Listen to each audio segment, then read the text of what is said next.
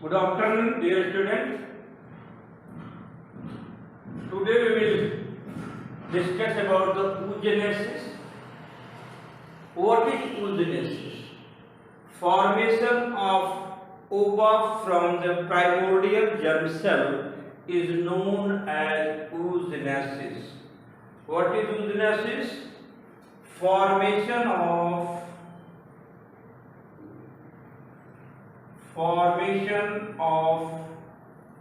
ova from primordial germ cell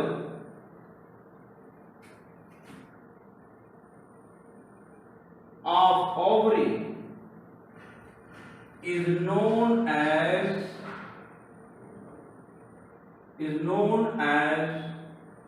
oogenesis। अर्थात हिंदी में बोले तो जर्म सेल के द्वारा ओवा के निर्माण की प्रक्रिया को क्या कहते हैं? oogenesis कहते हैं। अब जो फीमेल चाइल्ड होती है, फीमेल चाइल्ड के बर्थ से पहले, फीमेल चाइल्ड के बर्थ से पहले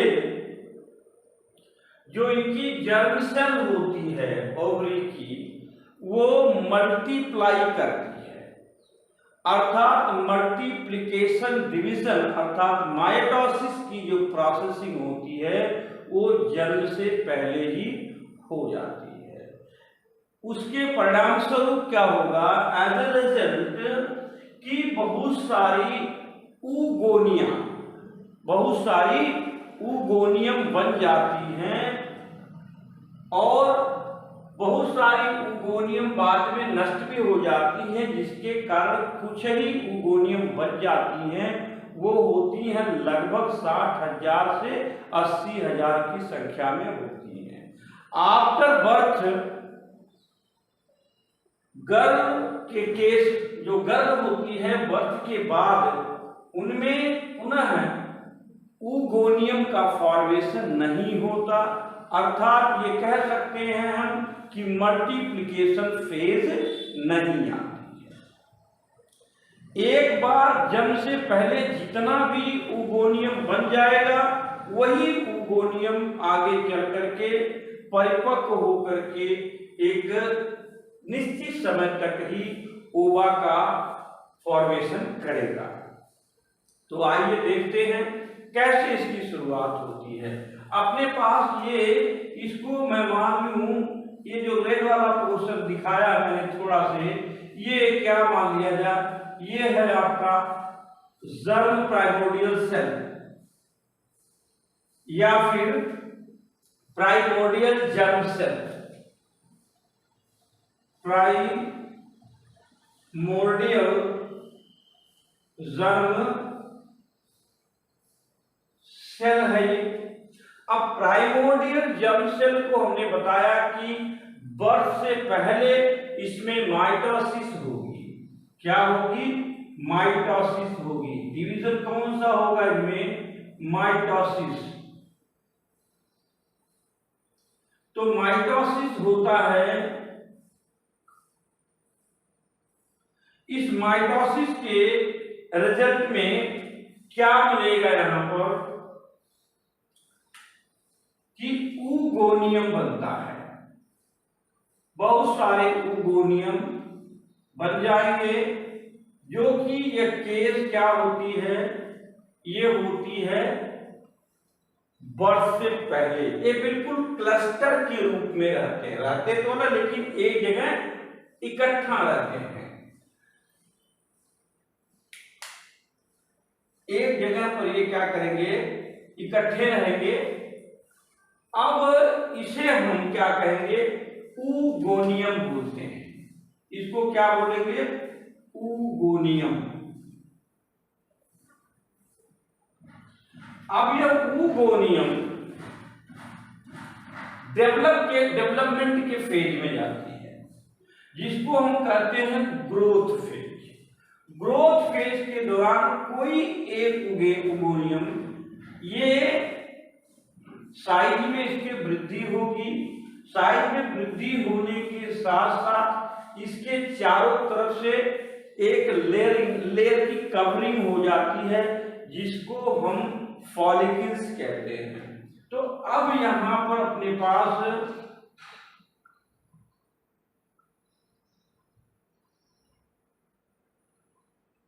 ये आपकी प्राइमरी फॉलिकल है और इसे हम कहेंगे primary oocyte, primary oocyte।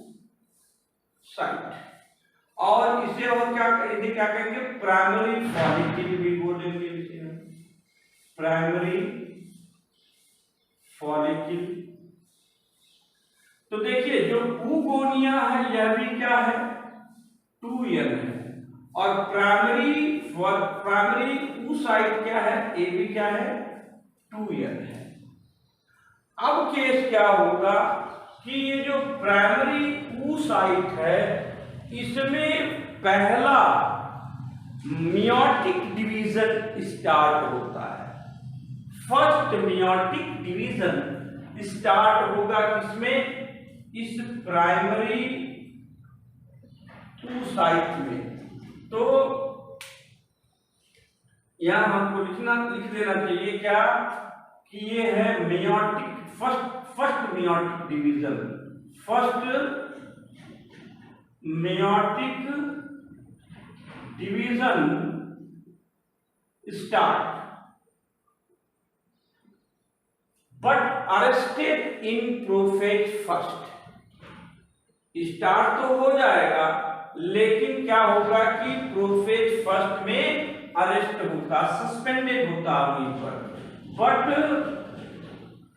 Arrested eight prophase first.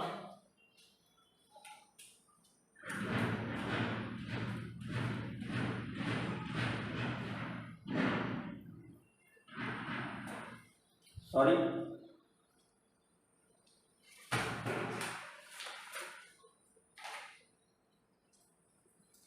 तो प्रोफेज फर्स्ट पर यह अरेस्ट हो जाएगा। उस दौरान जब प्यूबर्टी की कंडीशन आती है लड़कियों के केस में, वह एज लगभग 11 से 12 साल मानी जाती है। उस दौरान होगा क्या कि एलएच हार्मोन सीक्रेट होगा, दैट इज ल्यूटिनाइजिंग हार्मोन। अब वो ल्यूटिनाइजिंग हार्मोन कहां से स्रावित होता है, एक चर्चा थोड़ा सा उस पर हम दिखाना चाहेंगे आपको, और इस पोर्शन को मिटाना पड़ेगा।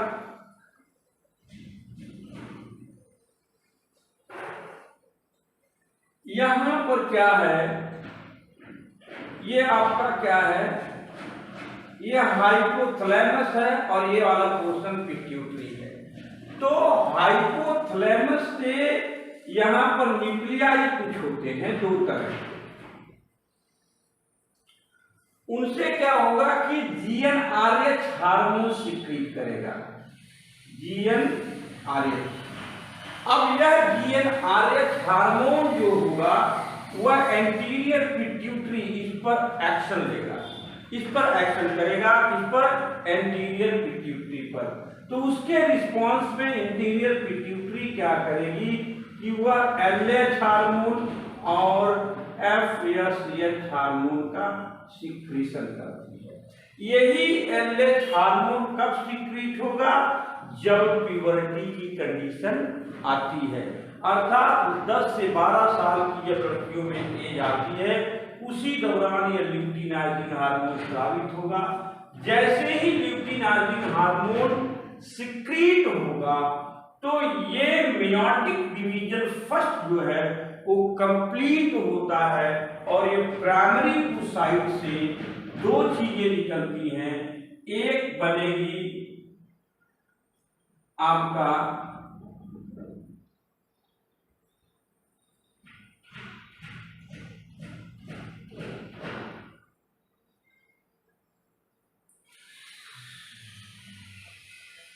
सेकेंडरी oocyte जिसके चारों तरफ डबल लेयरिंग हो जाती है, इसको हम बोलते हैं सेकेंडरी फॉलिकल्स। और सेकेंडरी फॉलिकल के अंदर में यहाँ पर आपका ये पोर्शन पड़ा हुआ है इस तरह से, और यहीं से जैसे ही LH हार्मोन सिक्रीट होगा एट द प्यूबर्टी टाइम, तो फर्स्ट मेयोटिक डिवीजन कंप्लीट हो जाता है और उसी समय यहाँ पे एक पोलर बॉडी बनती है, बहुत छोटी सी, जिसको हम प्राइमरी पोलर बॉडी कहते हैं। और दूसरा क्या बनेगा, वो बनेगा सेकेंडरी oocyte। ये आपका क्या है, सेकेंडरी oocyte है। अब सेकेंडरी oocyte जो है थोड़ा डेवलपमेंट होगा इसका, इसके चारों तरफ पुनः है क्या होगी, ट्रिपल लेयरिंग हो जाती है, तो इसे हम टर्शियरी फॉलिकल के रूप में काउंट करते हैं।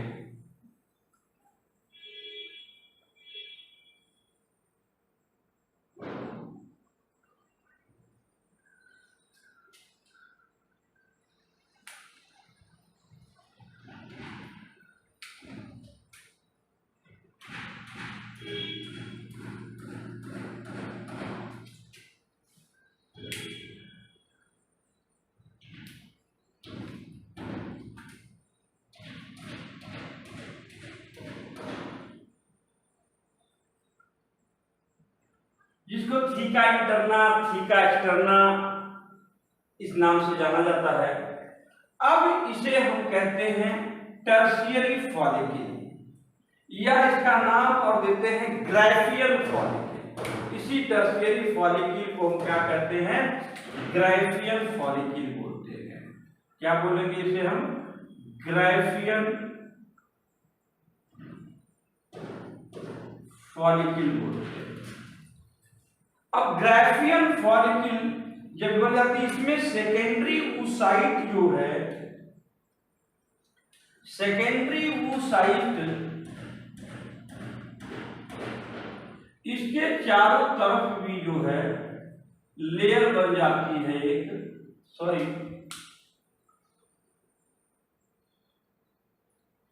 सेकेंडरी oocyte ये बंद है और उसके चारों तरफ लेयर बन जाती है।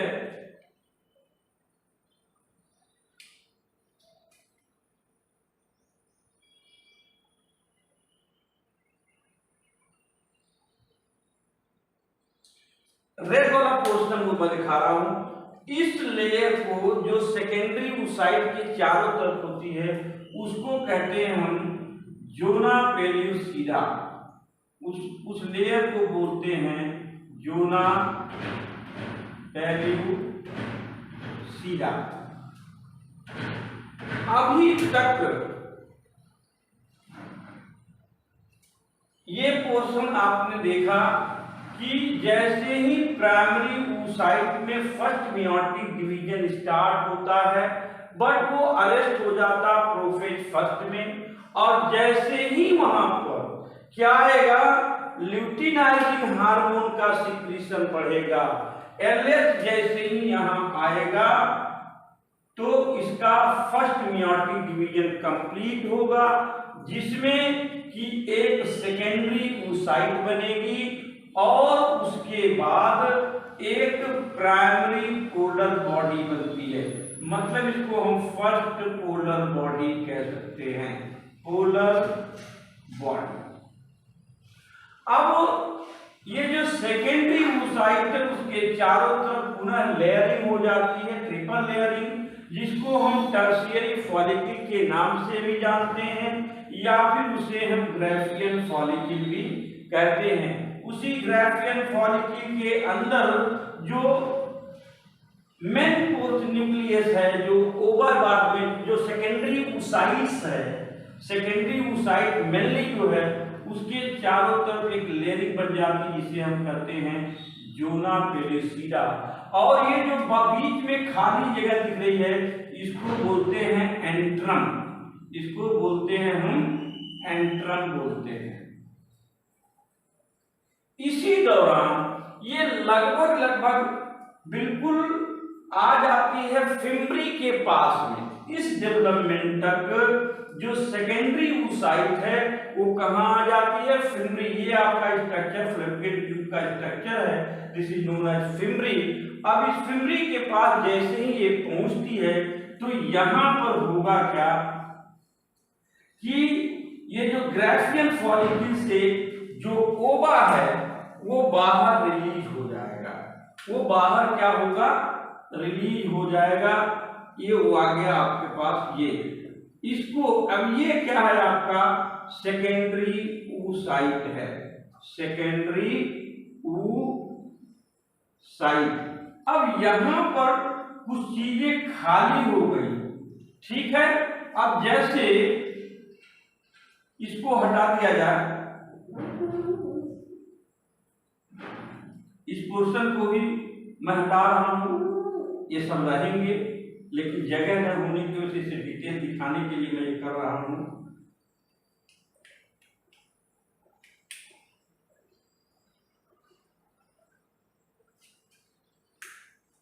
तो जैसे ही ये ओवुलेट होगा, ओवा जैसे ही इसमें से निकलेगा, मतलब क्या? ये फॉलिकल जो ग्राफियन फॉलिकल रप्चर होगी, रप्चर होने के बाद सेकेंडरी oocyte निकलेगी। This process is known as ovulation. इसी को हम कहते हैं ओवुलेशन, या हिंदी में कहते हैं इसे अंडोत्सर्ग। अंडोत्सर्ग, ठीक है। अब ये जो पोर्शन बच गया, ये जो पोर्शन बच गया, ये कुछ इस तरह का स्ट्रक्चर दिखता है।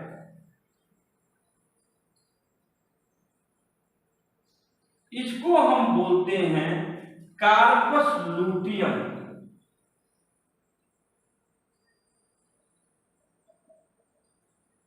Corpus luteum. अब सॉरी,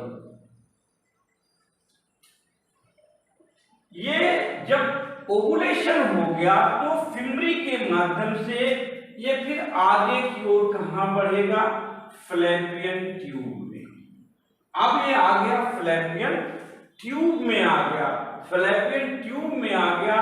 तो उसी दौरान होगा क्या कि अगर इधर से क्या आ गए? स्पर्म आ गया। स्पर्म अगर आ गया और यहां पर स्पर्म के आने से पहले यहां होगा क्या कि मेयोटिक सेकेंड डिवीजन स्टार्ट हो जाएगा। Meiotic second division start, but arrested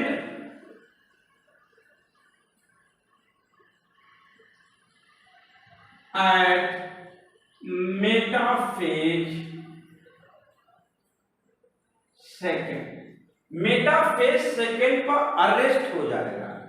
complete अभी हुआ नहीं है, लेकिन जैसे ही इसमें क्या इंटर करेगा? आपका स्पर्म जैसे इंटर करता है, स्पर्म जैसे ही एंट्री दे लेगा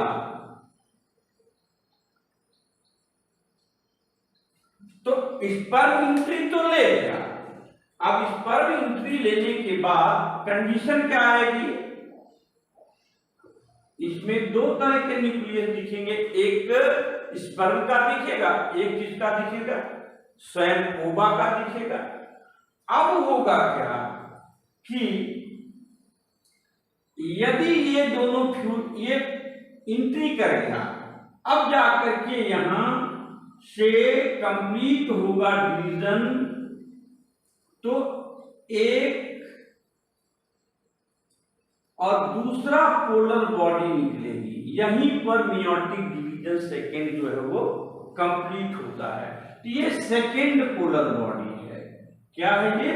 सेकेंड पोलर बॉडी है। अब यहां स्थिति ये आती है और ये उसी टाइम फर्स्ट पोलर बॉडी क्या करती है, ये भी जो है दो बार डिवाइड करती है, एक बार डिवाइड करेगी तो पुनः ये दो बराबर पोलर बॉडी बनाती है। तो ये हो गया, कितनी पोलर बॉडी हो गई, पोलर बॉडी की संख्या 3 होती है। मतलब कि एक साइकिल पूरा होने में या एक उगोनिया को ओवा में बदलने पर total number of polar body जो जनरेट होती है वो होती है 3। अब यदि ये स्पर्म इसमें एंट्री नहीं किया, means there is no fertilization, तब क्या होगा, तब उस दौरान ये जो कार्पस लूटियम है ये क्या करेगा, ये भी टूटना शुरू कर देगा और जो इंडोमेट्रियम है यूट्रस का उसकी जो वॉल जो मोटी हुई थी वह भी धीरे धीरे वहां से कटाव शुरू हो जाएगा और एक वेस्ट के रूप में ब्लड के साथ में वह हर महीने फीमेल के केस में बाहर निकलता रहता है। और यदि ये फर्टिलाइजेशन हो गया, मतलब कि स्पर्म एंट्री कर गया, तभी जाके सेकेंड मियोटिक डिवीजन कंप्लीट होगा, otherwise second meiotic division complete नहीं होगा। अब सेकेंड मियोटिक डिवीजन क्या है, जस्ट लाइक ए माइटोसिस। अब वहां पर तो जब ऐसा नहीं होगा तो सेकेंड पोलर बॉडी भी नहीं बनेगी,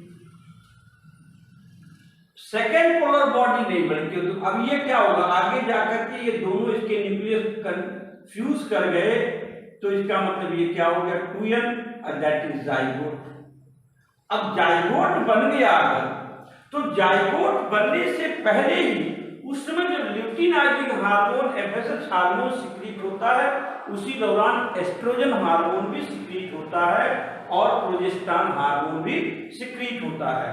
प्रोजेस्टेरॉन हार्मोन का लेवल ये कार्पस लूटियम बढ़ा देता है, काफी मात्रा में सिक्रीट होना शुरू हो जाता है, जिसके चलते जो इंडोमेट्रियम की वॉल है वो काफी मोटी होने लगती है और उसका नेचर नरिशमेंट का हो जाता है, जिससे कि आराम से आकर के जैसे ही जाइगोट आगे डिवाइड करके एम्ब्रियो बनाएगा और ब्लास्टोसिस्ट की कंडीशन पे आएगा तो जाकर वो इंडोमेट्रियम में इंप्लांट कर जाता है।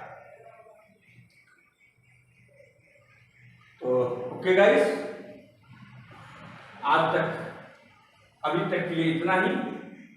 हम लोगों ने देखा कि ओवुलेशन क्या है, सेकेंड मियोटिक डिवीजन कब होगा, फर्स्ट मियोटिक डिवीजन कब होगा, इससे क्वेश्चन पूछा जाता है। कैसे कभी कभी पूछ देता कि how many polar body are formed during the from the single oogonia या फ्रॉम वन उगोनिया, तो आंसर होगा 3, क्योंकि दो पोलर बॉडी यहां बनती है, एक पोलर बॉडी यहां बनती है।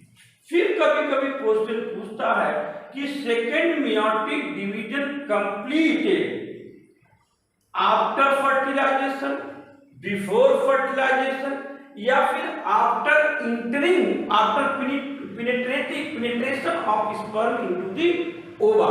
तो आंसर आपका जो होगा just after penetration of sperm into the ova second meiotic division is completed. ये क्वेश्चन इस तरह से बनता है। Corpus luteum secrete progesterone, oestrogen, तो मेनली ये प्रोजेस्टेरॉन सिक्रीट करता है जो लेवल को बढ़ाता है, जिससे कि जो प्रेगनेंसी है, जो उसकी टर्म्स कंडीशन होती है, उसके लिए एक एटमॉस्फेयर पैदा होता है। और दूसरा चीज पूछ सकता है कि oogonia formed after birth or before birth? So your answer will be कि oogonia is formed before birth. Thank you much.